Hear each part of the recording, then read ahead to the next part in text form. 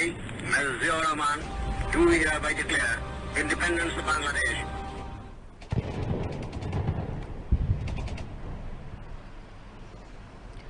অগ্নিঝরা মার্চের 15তম দিন আজ।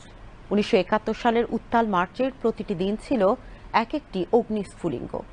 55 বছর আগে ইতিহাসের এই দিনটিতে একদিকে 35টি প্রশাসনিক নির্দেশনার এক গেজেট বিজ্ঞপ্তি জারি করা হয়, যার ফলে এ অঞ্চলের প্রশাসনিক ব্যবস্থা নিয়ন্ত্রণ করেন বাংলার মানুষ। অন্যদিকে আলোচনার আড়ালে কুটচালের নীল নকশার পরিকল্পনা নিয়ে 15ই মার্চ খুব গোপনে ঢাকায় আসে পাকিস্তানের তৎকালীন প্রেসিডেন্ট ইয়াহিয়া খান।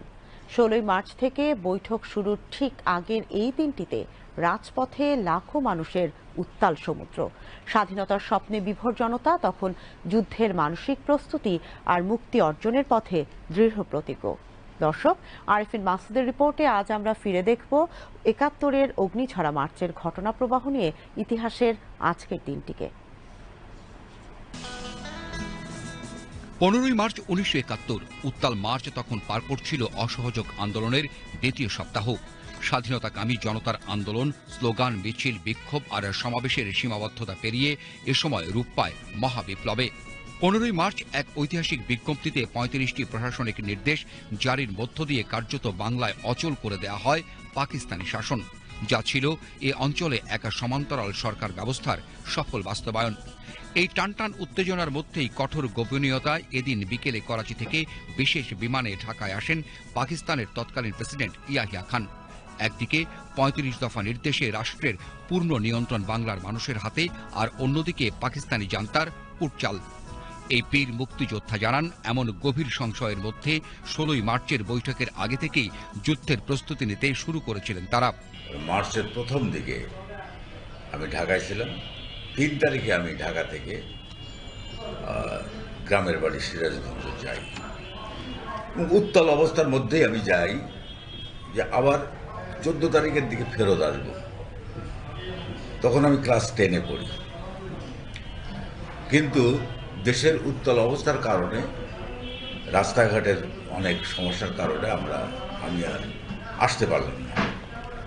এই জন্য আমি গ্রামেই রয়ে গেলাম। এর মধ্যে আমরা কিন্তু ওই যে 14 তারিখের কথা বললাম, ভাবলাম, এবং আমার এলাকার যে সমস্ত ইয়াং ছেলেপেলেরা আসলো, আমাদের বড় ভাইরা, আমরা কিন্তু যুদ্ধ প্রস্তুতির এক ধরনের একটা প্রস্তুতি নিতে থাকলাম।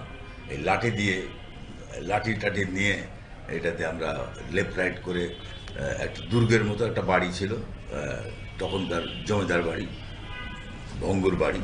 সেই বাড়ির ভিতর আমরা উঠোনটার মধ্যে আমরা এই লেফট রাইট এবং লাঠি দিয়ে আমরা প্রস্তুতি নিচ্ছিলাম। আমাদের উদ্গ্রীব ছিলাম আমরা যে আমরা যুদ্ধ করব।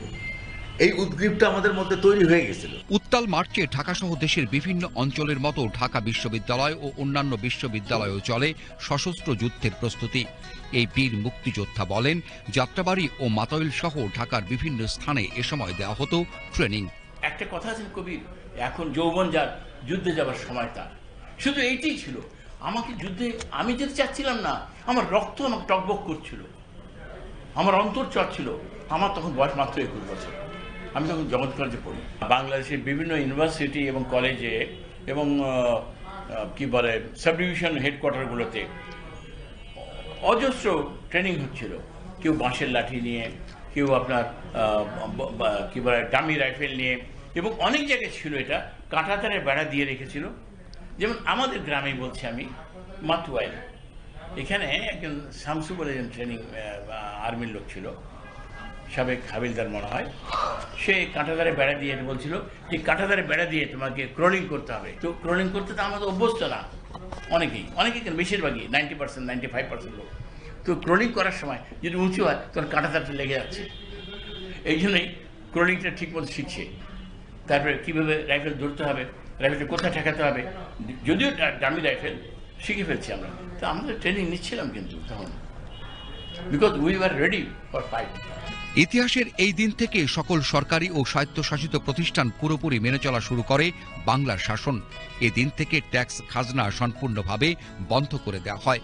15ই মার্চ প্রদান করা হয় ব্যাংক এবং শিল্প প্রতিষ্ঠান পরিচালনার জন্য বিশেষ নির্দেশনা। এদিন শিল্পাচার্য জয়নুল আবেদিন, সাহিত্যিক সাংবাদিক আবুল কালাম শামসুদ্দিন এবং অধ্যাপক মনির চৌধুরী সহ অনেক বুদ্ধিজীবী তাঁদের রাষ্ট্রীয় খেতাব বর্জন করেন এবং আন্দোলনে একাত্মতা ঘোষণা করেন। চারু ও কারুকলার শিক্ষার্থীরা এদিন ব্যানার ফেস্টুন হাতে নেমে আসেন রাজপথে। Arefin Masud, BTV news, Dhaka.